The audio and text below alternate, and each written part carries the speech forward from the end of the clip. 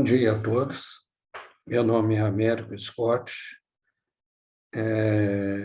Juntamente com o professor Rafael Ferreira, meu colega no desenvolvimento desse projeto, nós temos a grande honra de estar aqui apresentando esta palestra, que versará sobre o desenvolvimento de um programa em código livre para planejamento de trajetória e geração de código de máquina para manufatura aditiva por deposição a ar.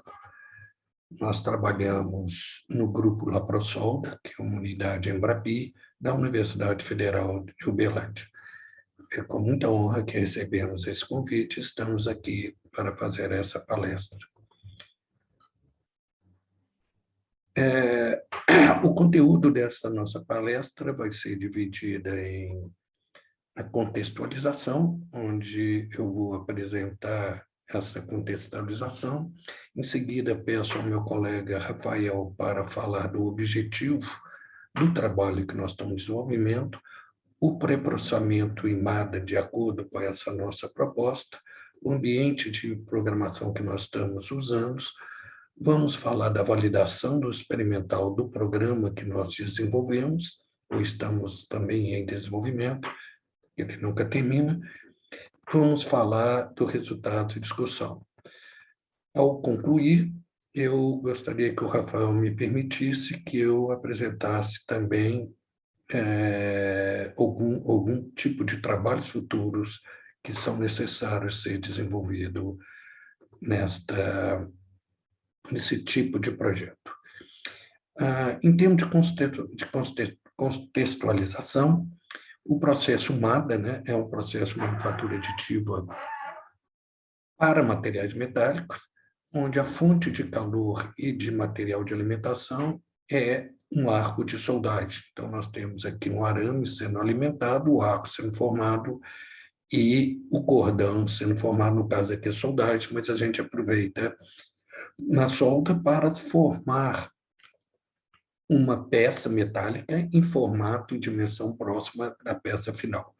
Aqui um exemplo de uma parede sendo construída por MADA, então ela é depositada sequencialmente, camada por camada, como se imagina em processo de manufatura aditiva.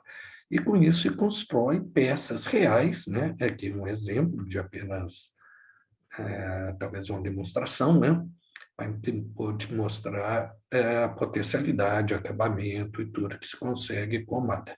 Mas podem também ser produzidas peças mais maciças, que depois podem ou não, dependendo da necessidade, serem usinadas para atingir a dimensão e a dimensão final da peça desejada. Existem várias vantagens de manufatura aditiva, mas nós não vamos aqui ficar discutindo, por falta até de tempo, mas vamos falar aqui de uma coisa muito importante, que é onde se aplica ou deve aplicar a manufatura aditiva, que são componentes de tamanho médio ou grande, exatamente porque eu tenho uma alta deposição, uma alta taxa de deposição, maior provavelmente do que qualquer outro processo de manufatura aditiva, eu tenho uma alta eficiência energética, um ponto muito importante nos dias de hoje, né? Nós temos de ter eficiência energética, energia limpa, mas também eficiente, o baixo custo de equipamento e a flexibilidade para trabalhar com diferentes materiais. Sem falar que a manufatura aditiva tem um fator muito importante, que é já o conhecimento da soldagem, já tem as normas de soldagem, que muitas coisas podem ser adaptadas para a manufatura aditiva e, principalmente, ter maior aceitabilidade pelo meio industrial. Aqui alguns exemplos para mostrar que é realidade, né? Nós temos uma ponte construída pela empresa MX3D, que está em Amsterdã. Ela, é lógico, é uma ponte de demonstração, né? Tem um formato muito bonito, etc. E não sei se seria economicamente viável, mas mostra a potencialidade do processo. Mas quando a gente já fala de uma hélice naval, né? de grande tamanho, 1,3 metros, que provavelmente foi uma peça que quebrou, precisava de ser reconstruída e não teria tempo para ser reconstruída pelos métodos convencionais. E o laboratório Uramlab que fez esse desenvolvimento, foi um consórcio. Um braço de escavadeira de 2 metros, né, também é o caso de por exemplo, né, de uma indústria de mineração no meio do Amazonas, quebra um braço de uma escavadeira até ser construído pelos métodos normais, ser enviado para lá, ela poderia ser fabricada até na região, né, de uma forma relativamente fácil e rápido. E uma estrutura treliçada, né, de mais de 5 metros, que depois, é lógico, vai exigir, é um caso que vai exigir a usinagem para remoção do substrato. Mas o assunto principal daqui é o planejamento da trajetória, porque para planejar a produção eu tenho de planejar essa trajetória. Isso é de muita importância. Por exemplo, por quê? Porque a gente sempre parte de um desenho em CAD, né?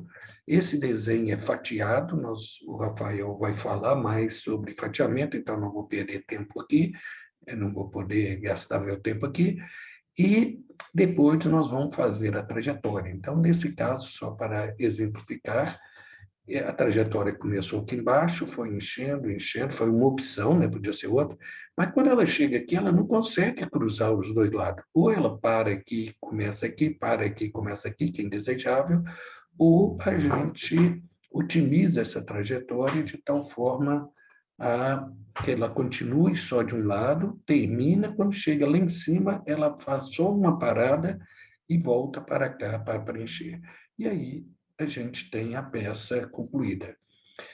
Mas tem que tomar cuidado, por exemplo, esse planejamento de trajetória aqui levou em consideração praticamente só a trajetória, foi feito o fatiamento, foi feita a trajetória, mas a peça mostrou algumas imperfeições que deveriam ter sido previstas antes de iniciar a trajetória. Eu passo agora a palavra para o Rafael e peço a ele que continue a apresentação para nós. Bem, obrigado, professor Scott, por iniciar essa apresentação, muito bem por sinal. Agora vamos dar continuidade à contextualização e motivação. Bem, apesar de todos esses exemplos de peças impressas por MADA, a gente acaba pensando que já é uma técnica bem consolidada, já é uma tecnologia bem madura, mas na verdade ainda há muito que se explorar. E um campo que está em constante desenvolvimento, em constante pesquisa, é o campo do planejamento do processo de impressão, que eu vou estar dando detalhes mais lá para frente. E como é que é realizado basicamente esse planejamento do processo de impressão? Atualmente, a gente tem softwares comerciais que realizam esse planejamento do processo de impressão, porém, eles apresentam alguns problemas, principalmente quando a gente traz para o contexto da gente, da academia, que a gente quer implementar novas ideias, a gente quer testar essas ideias, comparar essas ideias com ideias existentes, com abordagens existentes, e esses softwares comerciais, eles acabam tendo essa baixa flexibilidade para adaptações e desenvolvimento futuro. E outra questão são, para a gente, principalmente de universidades, né, do governo, governamentais, a gente já tem um problema dos altos custos financeiros, que acaba sendo um empecilho para que a gente possa estar adquirindo esses softwares. E aí fica aquela pergunta, como é que a gente pode contornar essa situação? Então, dentro desse contexto, a gente realizou uma pesquisa bibliográfica e encontrou basicamente 3 soluções propostas. A primeira é a adaptação de softwares que são dedicados a polímeros, né, que realizam o planejamento do processo de manufatura aditiva, porém para polímeros. Apresentados aqui, no caso, um exemplo é apresentado pelo esse autor, Nilson e colaboradores, que ele utiliza um software bem conhecido aí, de manufatura aditiva de polímeros, que é o Cura. Então, ele realizou adaptações nesse software para realizar a impressão de materiais metálicos, né? Porém, a gente consegue observar que para você pegar um software existente, para você realizar adaptações nele, às vezes é muito necessário que você tenha ainda um conhecimento prévio de como esse software funciona, de como é que foi, como é que ele foi escrito, principalmente também da linguagem de programação dele, ainda mais a gente que é engenheiro, que tem uma maior habilidade, MATLAB, Scilab, e atualmente o Python vem vindo aí bastante forte com isso. Então, vejo que o tempo aí de aprendizado pode ser um empecilho, né?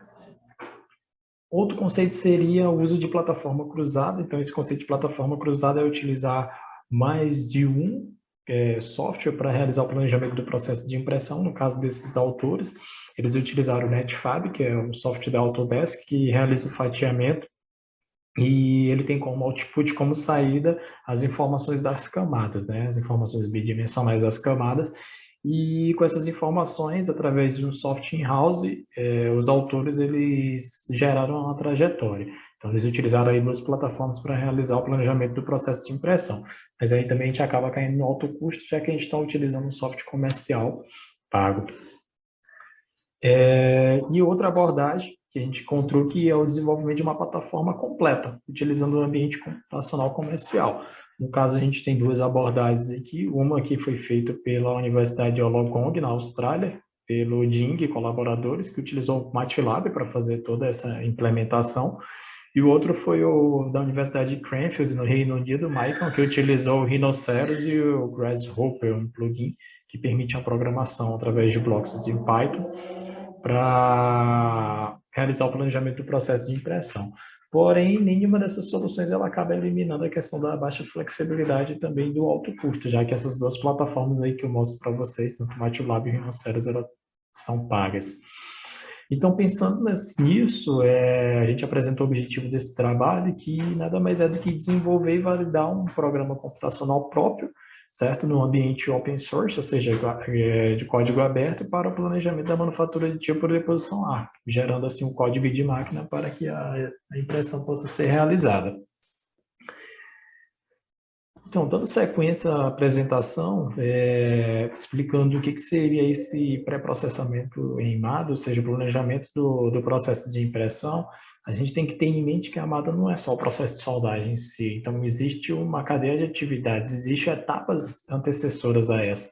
Então, tudo começa com aquele projeto em CAD, aquele projeto da sua peça, que você realiza em softwares conhecidos aí de modelagem tridimensional.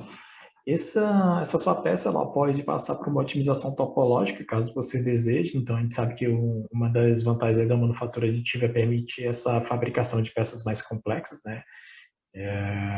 Posteriormente, esse modelo tridimensional ele é convertido em tipos de arquivo que são aceitáveis pelos softwares que realizam o planejamento do processo de impressão. Então, tem uns bem conhecidos, né, que é o STL, o AMF, tem outros que são menos conhecidos, que é o IGS, o STEP. E, então, esse software, ele adquire essas informações em forma de dados, e assim, esse modelo tridimensional, e assim a gente pode realizar a próxima etapa, que é o fatiamento, tá, desse modelo tridimensional em camadas. Então, a ideia desse fatiamento é pegar aquela informação tridimensional e transformar ela em várias informações bidimensionais, tá, variando num determinado sentido, no caso do eixo Z. E essa fabricação, né, no caso, essa informação de cada camada se utiliza de estratégias de trajetória, por isso chamamos aí de definição de trajetória, de algoritmos de varredura, ou seja, que criem vetores que façam preenchimento dessa camada. E esses vetores eles vão ser posteriormente convertidos em código de máquina, no caso aqui o G-Code, no caso de uma mesa CNC, para que posteriormente ela possa ser enviada para, no caso do G-Code, para uma mesa CNC para realizar a impressão da peça, mas também pode ser convertido num código de máquina de um robô para ser impresso por um braço robótico. Então, agora explicando com mais detalhes o que é esse planejamento do processo de impressão. Então, para a gente desenvolver esse software, a gente realizou um estudo prévio e fez o desenvolvimento desse fluxo de trabalho. Então, dentro da nossa ideia do que seria o planejamento do processo de impressão, a gente consegue observar ele em 2 módulos. O primeiro módulo é o que eu venho apresentar, né, o que a gente vem apresentar aqui nesse trabalho, que é o módulo planejamento e geração da trajetória, e o outro módulo que é o planejamento e definição dos parâmetros de deposição. Então, como eu falei para vocês, nessa apresentação nós daremos enfoque a apenas o primeiro módulo. E como é que tudo começa? Então, como eu meio que antecipei lá anteriormente, agora a gente vai ver dentro do contexto do fluxo de trabalho do software. Então, a gente começa com um modelo tridimensional, aquele que você projeta no SoftCAD, como eu falei para vocês. Pode ser realizada uma otimização topológica, como eu também citei para vocês, e esse modelo tridimensional ele é convertido num formato que seja aceito pelos softwares que realizam o planejamento do processo de impressão. No nosso caso, o STL. Tá? Então, o software ele realiza a leitura desse modelo tridimensional, no caso no formato STL, que é esse formato que discretiza a superfície desse modelo tridimensional em triângulos, né? Ele cria uma malha triangular. Após isso, a leitura do modelo tridimensional, a gente pode fazer a melhor orientação, a otimização dessa orientação para posterior fatiamento e posterior fabricação e impressão. Porém, deve-se ter cuidado, dependendo da tecnologia de manufatura aditiva utilizada, essa orientação ela tem vantagens e desvantagens. Tá? Então, tem que se analisar bem. No caso dessa posição, como eu mostro para vocês, a peça, teoricamente, de cabeça para baixo seria um pouco inviável, né? Seria dificultoso imprimir formada. Então, voltemos à orientação principal. Então, vamos agora para a etapa de fatiamento. Então, para facilitar o entendimento do fatiamento, como eu tentei explicar anteriormente, vamos pegar a vista lateral aqui desse modelo tridimensional e vamos construir planos representados por essas linhas em vermelho que cortam o meu modelo tridimensional. No caso, os planos que eu estou utilizando aqui são planos equidistantes.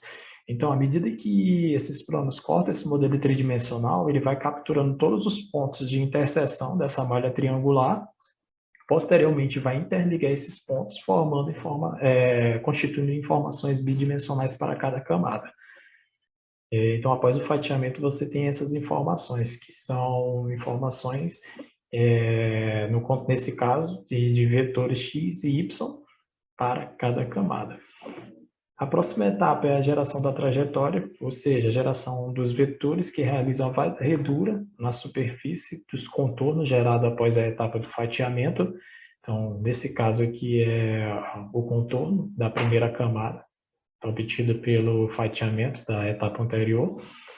E a gente utiliza uma estratégia denominada zigue-zague para fazer a varredura dessa superfície. Então, os vetores em preto, eles estão demonstrando os movimentos da tocha que vão ter deposição de material para impressão da peça, e as setas tracejadas em vermelho, elas demonstram os movimentos sem deposição da tocha, ou seja, que não vai ocorrer deposição de material. Esses vetores, como eu já disse, vão ser informações bidimensionais para cada camada, ou seja, informações na matriz x e y. E, posteriormente, essas informações x e y de cada camada, elas vão ser, e z de cada camada, no caso, vão ser convertidas em código de máquina, no nosso caso, código G. E, posteriormente, ela vai alimentar um mecanismo de movimentação da tocha e o equipamento de soldagem para realizar a impressão da peça. Então, aqui a gente vai mostrar um exemplo de um código G que foi gerado por esse software, por nosso software, para realizar a impressão de uma estrutura treliçada. Interessantemente, fala no contexto da inovação, no caso, esse código G que ele foi feito de uma forma particular para que a velocidade de deposição ela aumentasse na região de interseção entre a moldura da treliça e a parte interna da treliça, de forma que eu não tivesse um acúmulo de material tão notório. Então, isso não seria facilmente implementado num software comercial, como eu já disse anteriormente, os motivos. Então, dando continuidade à apresentação, vamos ver um pouco do funcionamento do software em questão. Então, tudo começa carregando o modelo tridimensional no formato STL, tá? No caso aqui, um cilindro vazado. Você pode realizar a orientação para melhor fatiamento posterior, no caso girando esse tubo. Depois a etapa de fatiamento, entrando com a distância entre campos que você quer, entre planos. Depois você seleciona a estratégia de deposição, a estratégia para gerar os vetores de varredura, no caso utilizando o tecimento com subida helicoidal, então colocando os parâmetros necessários para a geração da trajetória. Tá? Assim que a trajetória ela é formada, você pode realizar a geração do código de máquina, no caso o código G. Então, esse é o funcionamento básico do software. Então, para a validação experimental do programa, a gente se baseou em impressão simples camada, tá? Primeiro para ver realmente se o software estava gerando trajetórias condizentes com aquela minha peça-alvo, tá? Após essas impressões simples camadas, né, a gente realizou impressões com camadas múltiplas. Assim, a gente poderia dar o próximo passo, imprimir, além de uma camada só, as camadas posteriores no sentido do eixo Z. Tá? Essas foram as peças que nós optamos, que eu vou estar mostrando posteriormente para vocês. E os critérios de avaliação foram a análise morfológica visual das peças impressas em relação às geometrias planejadas. A montagem experimental que a gente utilizou aqui na figura à esquerda é esse sistema MADA, assistido pelo sistema RAC, né, resfriamento ativo por quase imersão. Então, aqui nós temos o computador, o equipamento de soldagem, a mesa de coordenadas e o sistema RAC. Esse sistema RAC ele funciona à medida que você vai depositando as camadas, o nível de água vai subindo para facilitar a extração de calor durante a deposição. Aqui a gente tem apenas um vídeo mostrando o sistema RAC, que no caso a cuba ela já sendo esvaziada após a impressão de uma peça.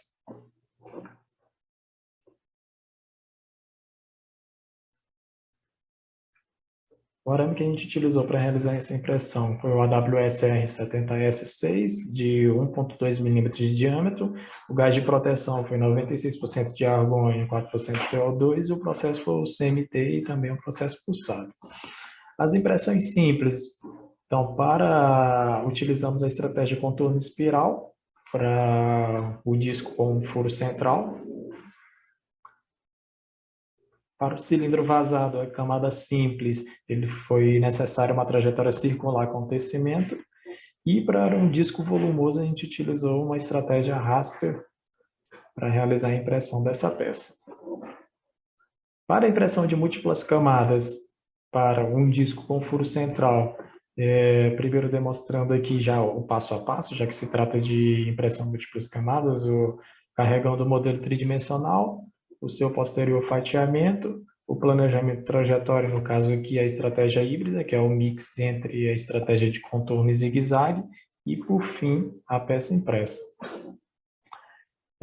A próxima peça é o cilindro vazado, similar àquela que eu demonstrei quando estava apresentando o ambiente de software. Primeiro carregando o modelo tridimensional, depois carregando esse modelo tridimensional fatiado, depois a geração da trajetória, que é uma estratégia de contorno com tecimento e subida helicoidal, e a peça impressa.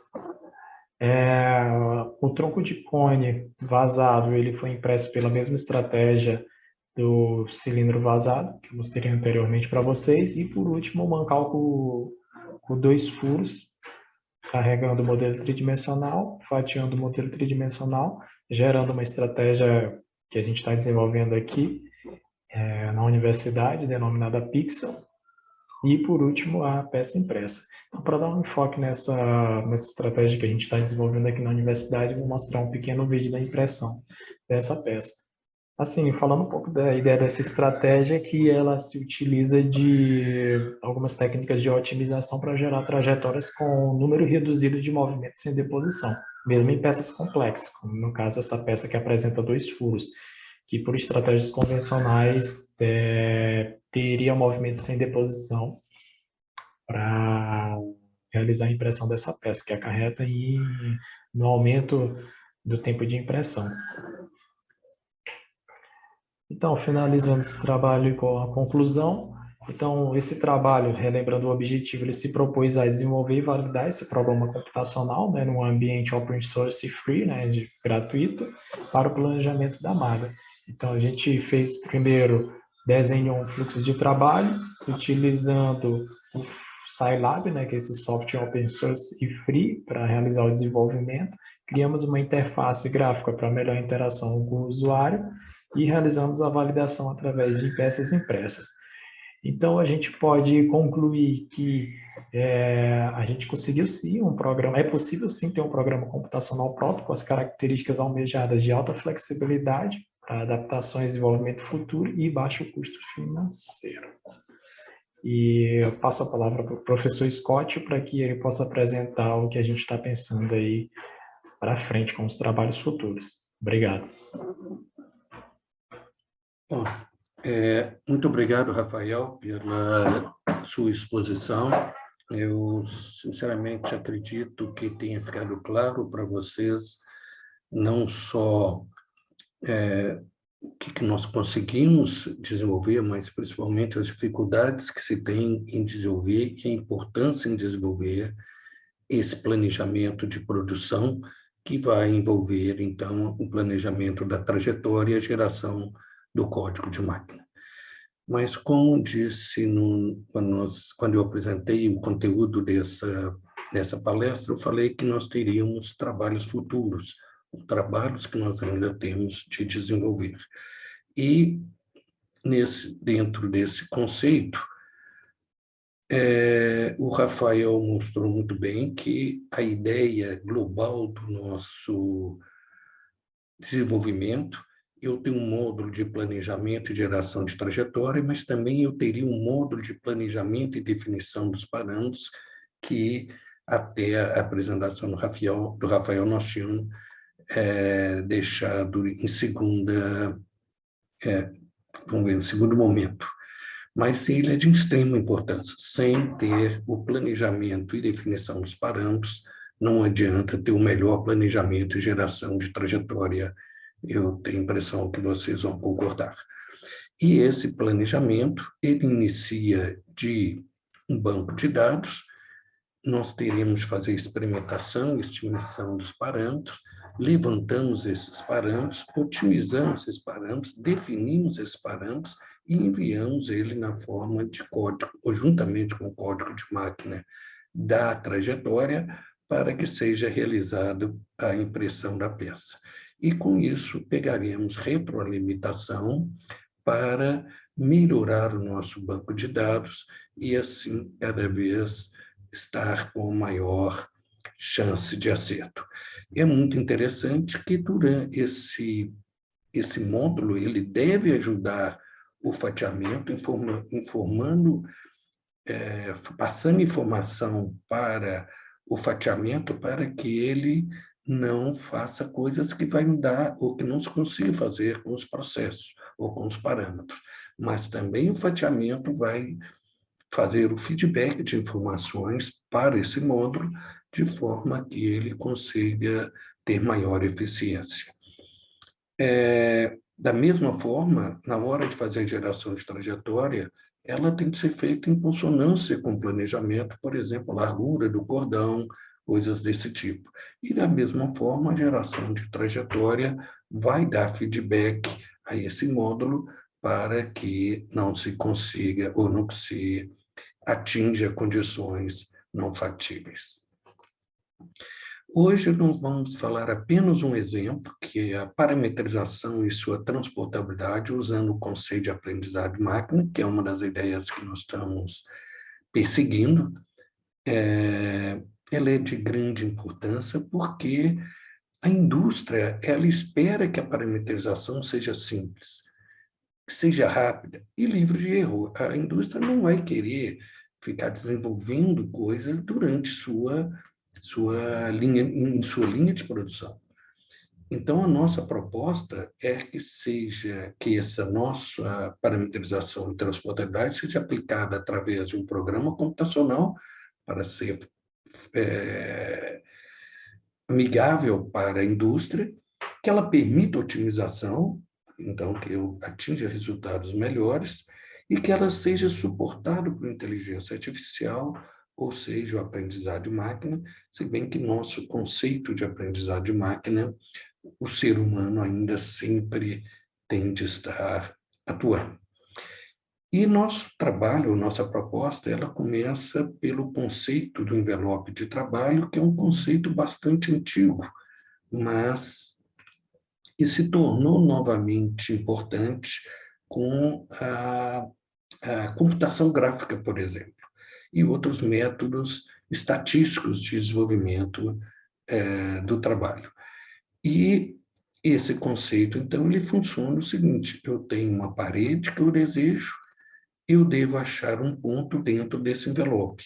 Esse envelope, como nós podemos ver, em texto paramétrico, ele tem a velocidade de posição e a velocidade de alimentação do arame, no caso da MADA. E essa velocidade de alimentação poderia estar substituída por corrente, porque uma é proporcional à outra dentro dos processos que a gente trabalha em soldagem a arco.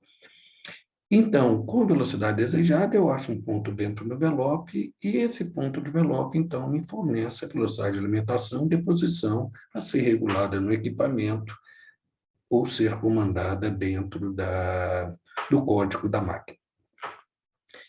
É lógico que, para uma velocidade desejada, eu posso ter diversas combinações de parâmetros, né? Então, por exemplo, eu posso ter uma combinação de parâmetro mais robusta, eu posso ter uma combinação de parâmetro mais rápida, eu posso ter uma combinação de parâmetro com melhores propriedades mecânicas, ou mais ou menos material a ser removido em pés operações, como nós falamos no começo, pode ser exigido usinagem, né? Depende da aplicação da peça, após a fabricação por manufatura aditiva, da mesma forma que em fundição também se faz. E nós chamamos esse mais ou menos material de buy to apply factor, né?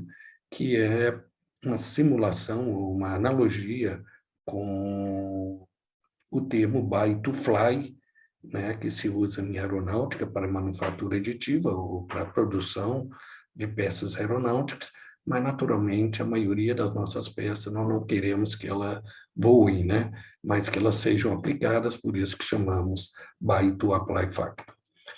Bom, aqui é um envelope real, então nós temos todo o campo operacional que eu poderia trabalhar, mas eu tenho aqui um envelope onde, se eu trabalhar, eu estou em melhores condições.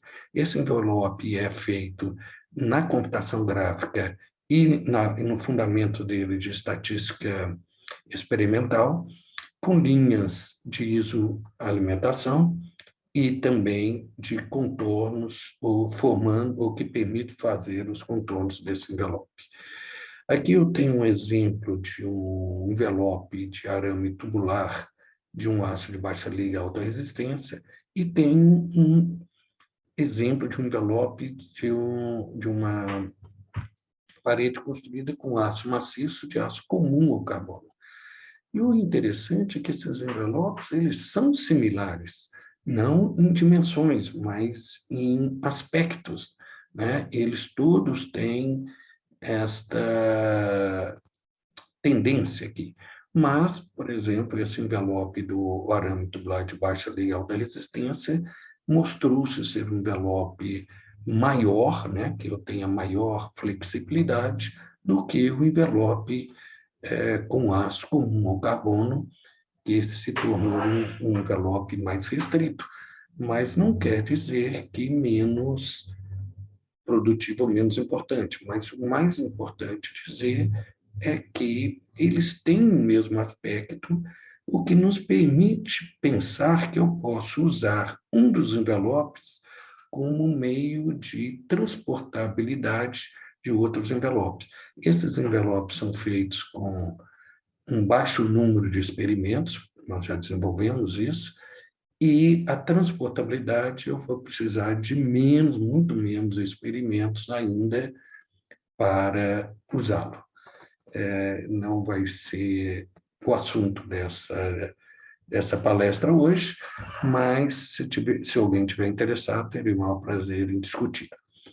E se esse consumível é mudado, né? Vamos supor, eu tenho aqui meu mapa operacional, eu tenho um envelope de trabalho, se eu mudo o consumível, eu posso ter um envelope hipoteticamente menor, que tem menor liberdade paramétrica, mas ele tem mais ou menos o mesmo efeito. Ou eu poderia ter um envelope hipoteticamente expandido, com maior liberdade paramétrica. Ou até um envelope se mudou para o lado, que ele saiu da região onde ele estava, foi para uma região totalmente diferente. Mas o importante é que os envelopes são semelhantes, mas de tamanho ou posições diferenciadas. Bom, sendo rápido, qual que é o fluxograma da nossa proposta? Nós temos um programa computacional, como já foi dito, que ele vai apresentar na tela para o operador o envelope de trabalho. Esse envelope de trabalho ele foi feito a partir de uma matriz experimental, experimentos, como eu já disse, são poucos experimentos. Na nossa metodologia hoje, são 12 experimentos, eles são feitos no regime de plug and play. Você aperta o botão da máquina, ele constrói os 12 experimentos, ele vai fazer as 12 soldagens, aí a gente só tira informações correspondentes às características do depósito, e nesse experimento nós variamos a velocidade de alimentação, velocidade de deposição, e eu tenho a base para formar esse envelope na tela. Então, o que está por trás não vai aparecer. E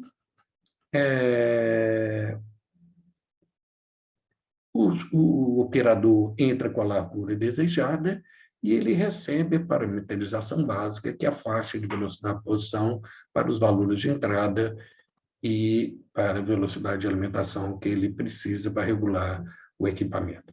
Mas caso ele queira avançar na capacidade de um software, ele pode parar aqui. Ele teria de entrar com restrições, por exemplo, faixa aceitável de acabamento lateral, né, que é os fatores que nós já comentamos, mas pode ser dureza, pode ser propriedades mecânicas, podem ser tolerância dimensional, podem ser várias coisas que vão entrar como restrição. Se aplica conceito de otimização e aí dou como resposta velocidade de deposição e velocidade de alimentação, agora otimizada e não escolhido na experiência do operador que teria escolhido ao ver o envelope, né? Então, ele estaria no segundo nível, né? Que poderia ser ainda mais aperfeiçoado se nós entrarmos com o conceito de aprendizado de máquina, de formas que eu entraria nesse programa com dados de soldas reais, experimentais, com utilização desses parâmetros, seja parametrização básica ou otimizada, eu informo para a máquina, né, ou para o meu processo. Aí tem toda uma estatística que já tem planejada, mas não desenvolvida, que vai alimentar esse envelope e vai tornar esse envelope cada vez mais robusto e o ciclo continua. Espero que vocês tenham gostado dessa nossa palestra. Estamos abertos para discussão, inclusive essa ideia da parametrização e transportabilidade. Nós estamos esperando, ou estamos contando com algum aluno que venha no futuro agregar o nosso grupo para o desenvolvimento, que infelizmente é muito trabalho para pouca gente, né? Mas nós estamos de porta aberta para receber alunos. E, para concluir, gostaríamos de agradecer os nossos patrocinadores. O primeiro é o Grupo LaProSolda, onde desenvolvemos a nossa pesquisa, onde nós temos um grupo de professores, de alunos, de engenheiros, trabalhando hoje praticamente em manufatura de tipo de deposição a arco. Lembrando que o Grupo LaProSolda é uma unidade Embrapi e de soldagem, né? Então, ela é especializada em soldagem, o que inclui o MADA. Agradecemos também ao CNPq pelo suporte financeiro e a Petrobras também pelo suporte financeiro. Obrigado pela atenção. Caso alguém queira discutir mais, fica aqui o nosso nossos contatos, né? O Rafael, que ele é também professor do Instituto Federal do Maranhão, mas que ele está trabalhando conosco, mas ele com certeza também teria todo interesse em discutir o trabalho. E fica também meu e-mail. Muito obrigado